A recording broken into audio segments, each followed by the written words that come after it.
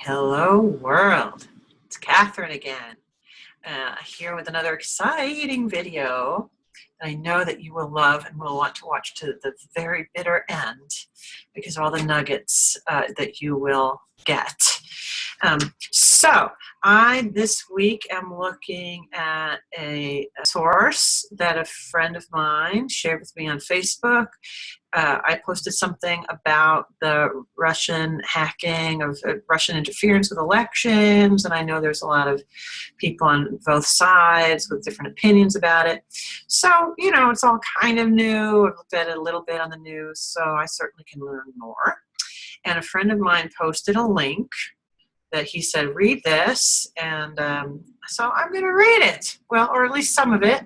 We'll spend a little bit of time today looking at that source and seeing what we learn together.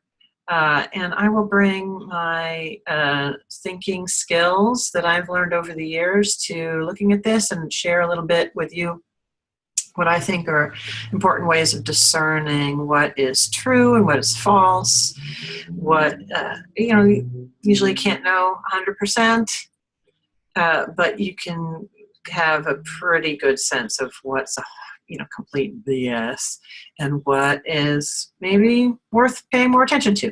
Okay, so that's our adventure today. I'm going to share my screen with you. This is the link that my friend sent me to. So the first thing is that it's from The Intercept, and the author is Glenn Greenwald. So the first thing I want to know is what the heck is The Intercept? So before I read the article, I'm going to see if I click on The Intercept, I'm going to see what it looks like. Okay, so it's got a picture of Bill Clinton, and that looks like, to me, if I see that picture of Bill Clinton, he looks presidential, he looks serious. So I'm thinking that this is either kind of, they take an objective stance or possibly kind of pro-left a little bit or pro-Clinton slightly, or simply objective. They're not trying to caricature him. That's the first thing that I noticed. Picture of Chicago police. So there's been a lot in the news about the high murder rate in Chicago, and there's certainly been a lot about police overreach and police killings of unarmed Black people. So I have the question in my mind is that, why does that say Chicago police? That also seems to me like it's just a picture of a badge. Could be pro-cop, could be anti-cop, could be neutral. This looks like a Black woman. This looks like a white woman with kids.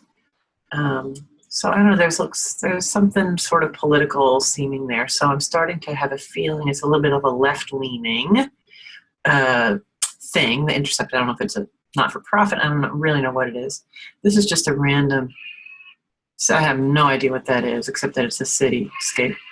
This is a Black woman in front of a modest-looking house. She looks sort of like a not fancy-looking person. So these are making me think that it's kind of pro the people. This is the IBM logo with a mysterious-looking person in front of it. So that makes me think they're a little bit anti-corporate. Foreclosure, Andy Beal. Okay, maybe I should know what this means. Andy Beal, I don't.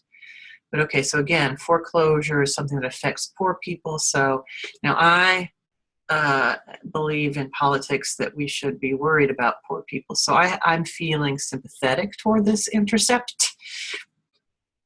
The Intercept right now, this is a building. I don't know what that is. This is Trump. Now he also is not, this is not a caricature sort of shot. This is a shot that I think Trump would be happy with that shot. So I like that. I like that it shows both a Democratic president and a Republican president, both with not mocking kinds of shots. So I like that. So it's telling me that maybe a fairly objective source. This is an American flag with these. I don't know how well you can see these. These look like dollar bills. So this is telling me that maybe the Intercept really sees the United States as being corrupted by money interests. So all of these things, I don't know what that is. Looks like it could be something under a microscope. All right, and this, I don't know who this guy is. There's an airplane behind him. I don't know who that guy is.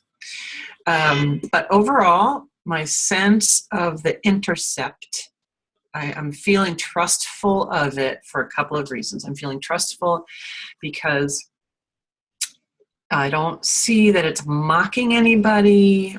It looks to me like it wants to deal with issues. Feels like in a responsible way. That's just my sense from the photos only. And I feel sympathetic because I'm getting the sense that they are for the people. So this sort of seems to share some of my political leanings, so I always want to take a step back. Just because something shares my political leanings, that doesn't mean I'm going to believe it just because I agree with it, with its conclusions. I want to know how does it get to its conclusions. So it says 12 must-reads from the Intercept in 2016. Top stories. Russia hysteria infects Wash Post, which would presumably mean the Washington Post newspaper, which is a left. I don't know. I don't read the Washington Post. I think it's somewhat left of center, but I could be wrong.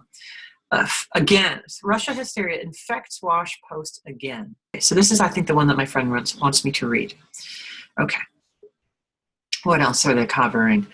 U.S. Special Operations numbers surge in Africa's shadow wars. Okay, again, I really just personally like that it's covering Africa. Top secret Snowden document reveals what the NSA knew about previous Russian hacking. Very interesting. All right, so again, I see a photo of Reagan. I think Reagan would be happy with that photo. Again, it shows him looking distinguished and presidential. So I like that, again, for the same reasons I said before. Barack Obama wasn't nearly as tough on Israel as Republican presidents. So this person is countering an argument on the right. Zaid Jilani, whoever that is. Okay, so that's not 12 stories. I'm interested in what the other 12 stories are. The rest of the 12 stories. We asked 9 tech companies if they would help the Trump administration build a national Muslim registry. Oh, that's a Muslim person. An IBM, I guess. That's a strange photo to me for that story. The strange case of Tenny White. Okay, that woman is Tenny White. Oh, so each of the photos that I saw was about one of the stories.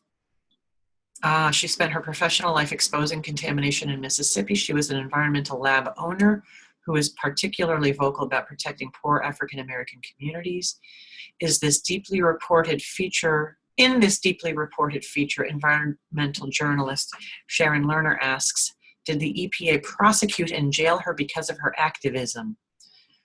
Oh boy, I feel angry even reading that because I'm sure the answer is yes, because whistleblowers keep getting jailed instead of the people whom they are exposing.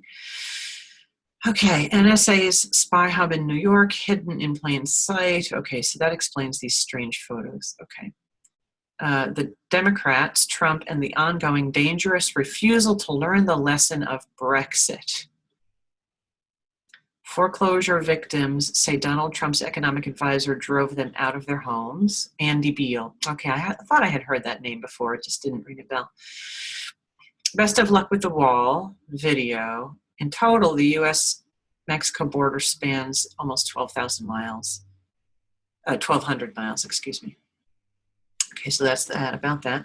Code of silence. The 2 Chicago police officers uncovered a massive criminal enterprise within the department.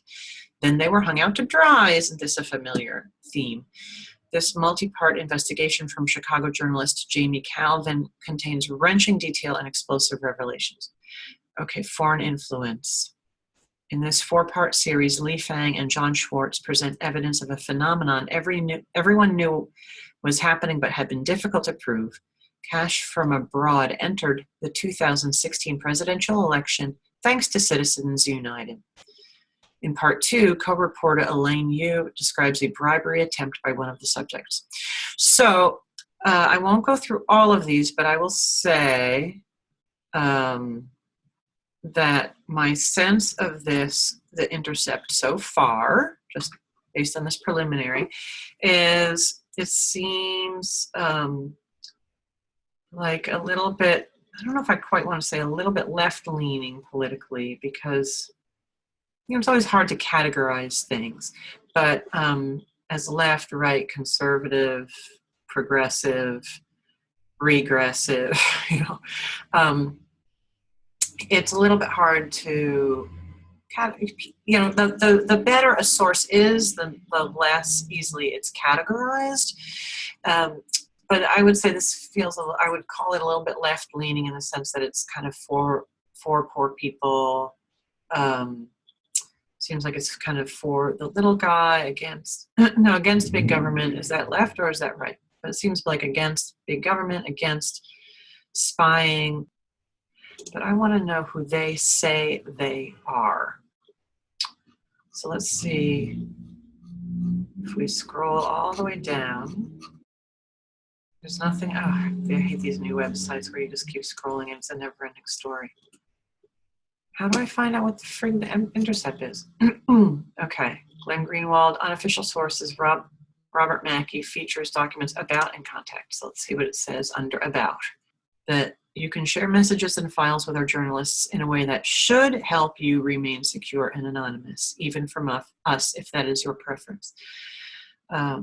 So that's really a reliable source will give you reliable information. So they're not telling me that I can have 100% confidence. Okay. They're saying messages and files that you sent to us will be encrypted. Okay, so they want leaks. The Intercept is dedicated to producing fearless adversarial journalism. Okay, interesting. I like that they're saying fearless and adversarial because, why do I like that? Because I feel that they're choosing their words carefully. It gives me a clear sense of what they are trying to do.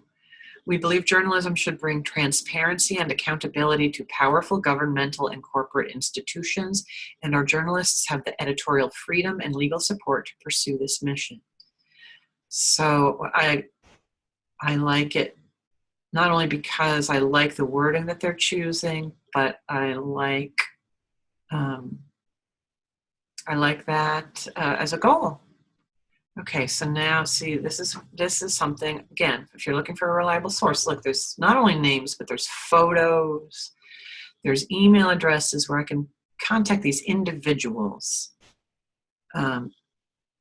And Betsy Reed so she's the editor-in-chief. She's an editor based in New York City.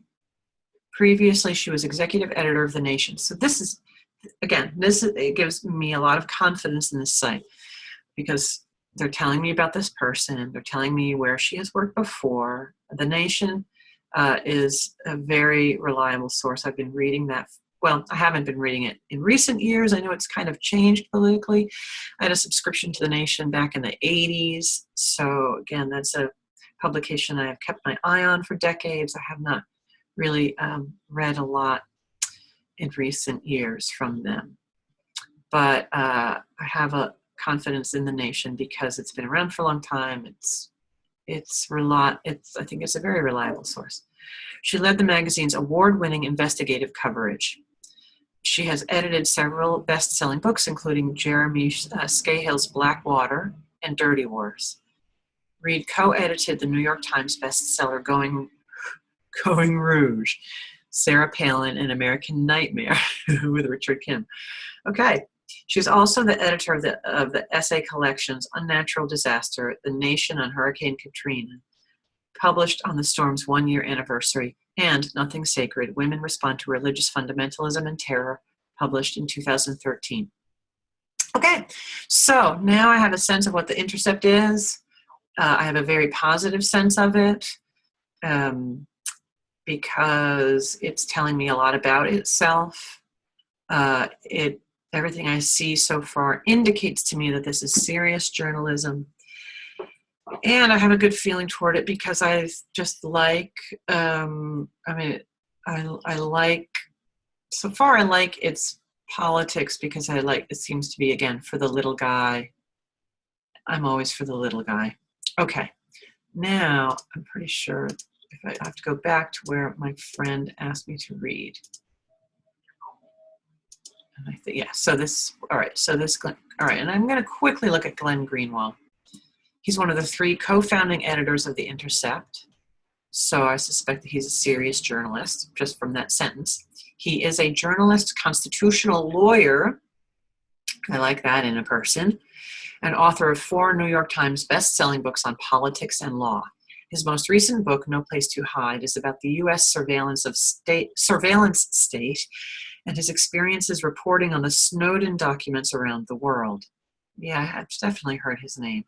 Prior to co-founding The Intercept, Glenn's column was featured at The Guardian, which is an extremely reliable source. Fantastic newspaper from the UK, which also publishes a US edition now, I believe. And Salon, another periodical that I had a subscription to back when they started back in the 80s or 90s. Very, very good publication. He was the debut winner, along with Amy Goodman, outstanding journalist, of the Park Center I.F. Stone Award for Independent Journalism in 2008.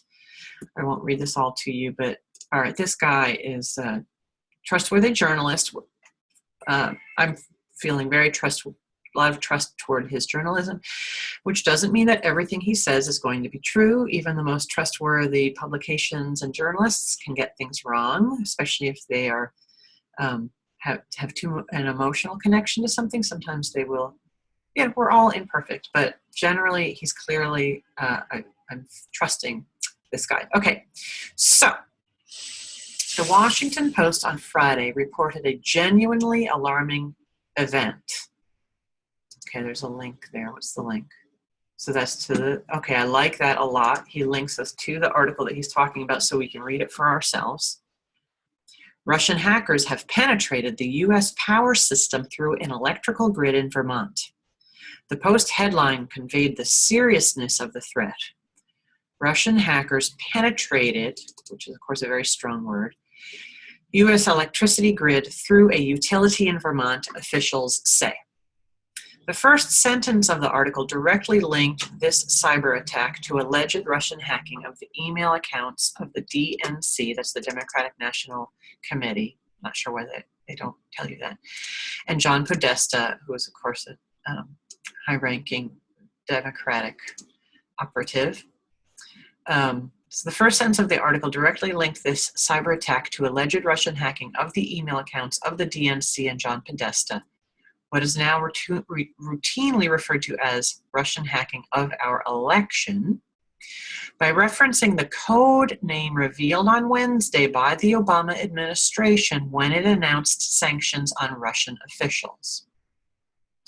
A code associated with the Russian hacking operation dubbed Grizzly Step by the Obama administration has been detected within the system of a Vermont utility, according to U.S. officials. All right, so that's a quotation from the Washington Post article. The Post article contained grave statements from Vermont officials of the type politicians love to issue. So he's got some judgmental language here. After a terrorist attack, to show they are tough and in control. Okay, so obviously this is a kind of a thesis statement that he's making here. So we have to take that, that's his judgment, obviously. The state's Democratic governor, Peter Shumlin, said, Vermonters and all Americans should be both alarmed and outraged that one of the world's leading thugs, Vladimir Putin, has been attempting to hack our electric grid, which we rely upon to support our quality of life, economy, health, and safety. This episode should highlight the urgent need for our federal government to vigorously pursue and put an end to this sort of Russian meddling. Vermont Senator Patrick Leahy issued a statement. Okay, so again, this is a reliable source. sends you to the primary document. Very good. So Vermont Senator Leahy, blah, blah, blah, said something. All right, so what I want to get to is what my friend is wanting me to know. So so obviously this Glenn Greenwald fellow is he's clearly wanting to criticize Leahy, criticize the Vermont governor, the Democratic governor of Vermont. So I want to get to that. The article went on and on in that vein. Okay, so we just want to note his kind of mocking language. So we want to note that. Doesn't mean that he's not correct, doesn't mean that he's correct or incorrect, but he is wanting to persuade us with that. He's wanting us to kind of mock along with him. So that I'm not crazy about. With all the standard tactics used by the US media for such stories. Quoting anonymous national security officials reviewing, so you can hear in the way he's writing, it's like, oh yeah, here they go again. So we want to notice whether, whether that's affecting us, and he's wanting us to, it's like a, parent walking down the street and saying to their child, look at the pretty flowers. Well, they're flowers. Are they pretty? When the parent says that, they're wanting the child to appreciate what they judge them, that they judge them to be pretty, that the adult judges them to be pretty. So we just want to be aware that this is what this person is doing. Okay. So the article went on and on in that vein with all the standard tactics used by the U.S. media for such stories. So it's interesting that he's for the U.S. media, specifically critiquing U.S. media. Quoting anonymous national security officials reviewing past acts of Russian treachery. So it's this is asking us in a sense to question, because he's putting this in a list of, oh, there they go again. And drawing the scariest possible conclusions. Okay. The media reactions as Alex Pfeiffer documents. All right, so I don't know this Alex Pfeiffer guy from the Daily Caller. Okay, but Glenn Greenwald obviously considers Alex Pfeiffer a reliable source. The media reactions as Alex Pfeiffer documents were exactly what one would expect. Hysterical, alarmist proclamations of Putin's menacing evil. So he's using very hyperbolic language here. Okay. Now what I'm interested in is, okay, good. He says, what's the problem here? What's the problem here? It did not happen. So this is a very strong statement that he's making. There was no penetration of the US electricity grid. The truth was undramatic and banal. Burlington Electric, after receiving a Homeland Security notice sent to all U.S. utility companies about the malware code found in the DNC system, searched all its computers and found the code in a single laptop that was not connected to the electric grid. Okay, so I'm thinking, oh, really? So I'm having the reaction that Glenn Greenwald wants me to have, which is, tell me more. Really? That's what this story was about? So my interest is definitely piqued. Apparently, the Post did not even bother to contact the company before running its wildly sensationalistic claims. So Burlington Electric had to issue its own statement to the Burlington Free Press, which debunked the Post's central claim, emphasis in original. We detected the malware in a single Burlington electric department laptop, not connected to our organization's grid system. Fascinating. I am fascinated. All right. So if I wanted to make this video really long, of course, what I would want to do is you know, so I generally am trusting Glenn Greenwald. This, so far, I believe him, but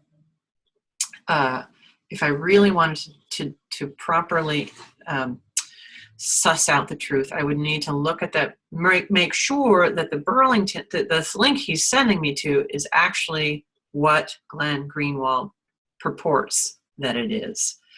But for now, for this video, everything he's, you know, I am trusting Glenn Greenwald, that this all seems very credible to me.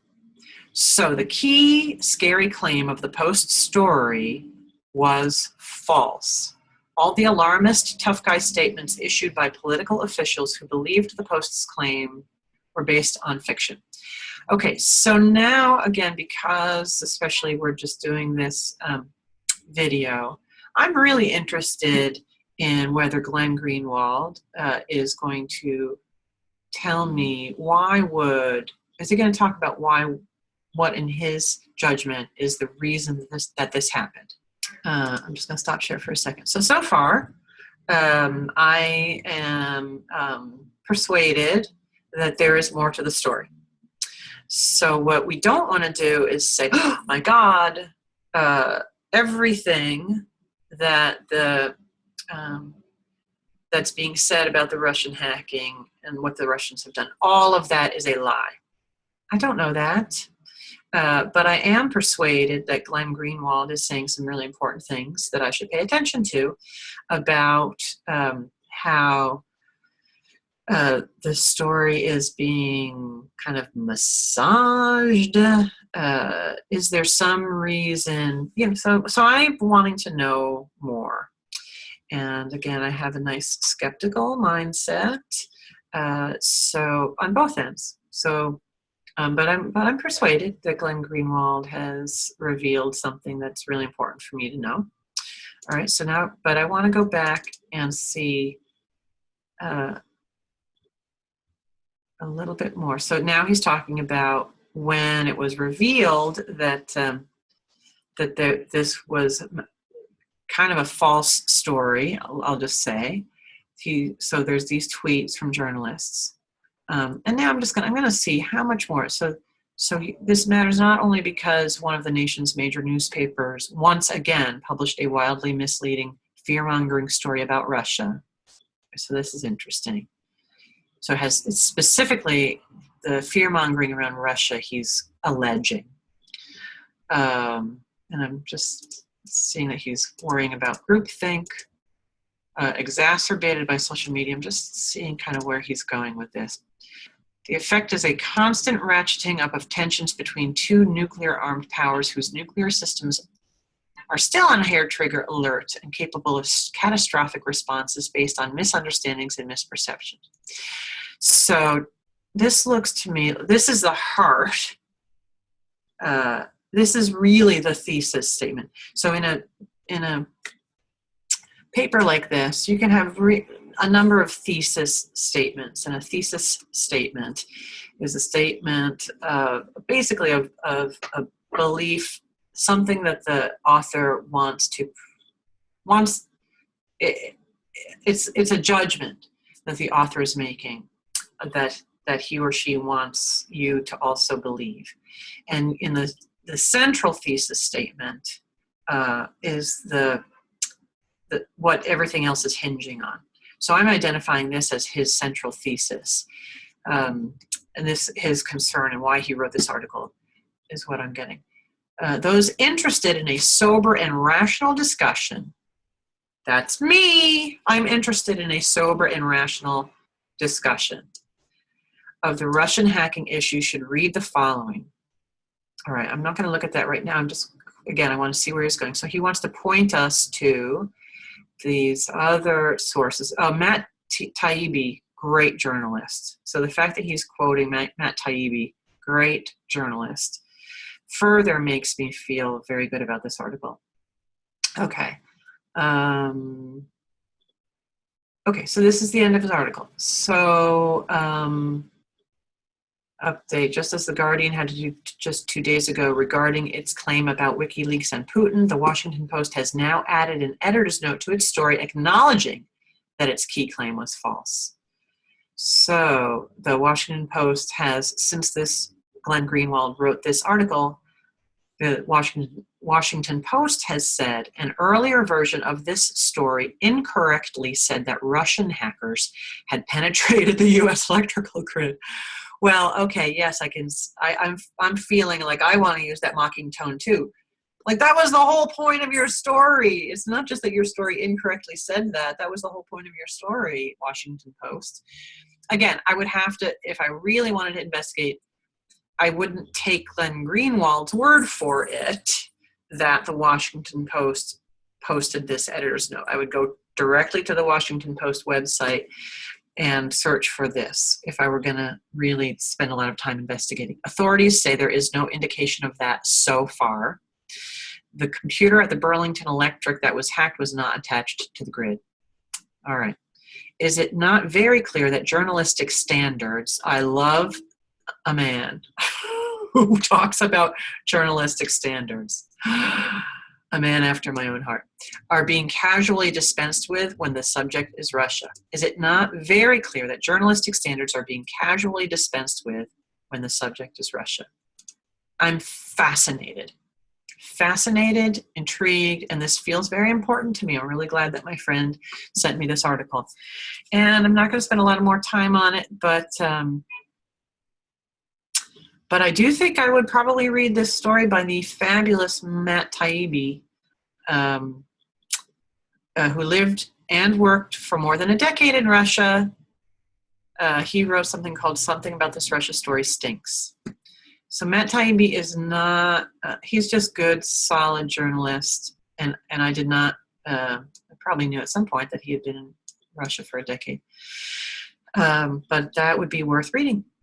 Okay, so today's conclusion is, yes, thank you to my dear friend who sent me this story. I am much more skeptical now about the stories coming out about Russia.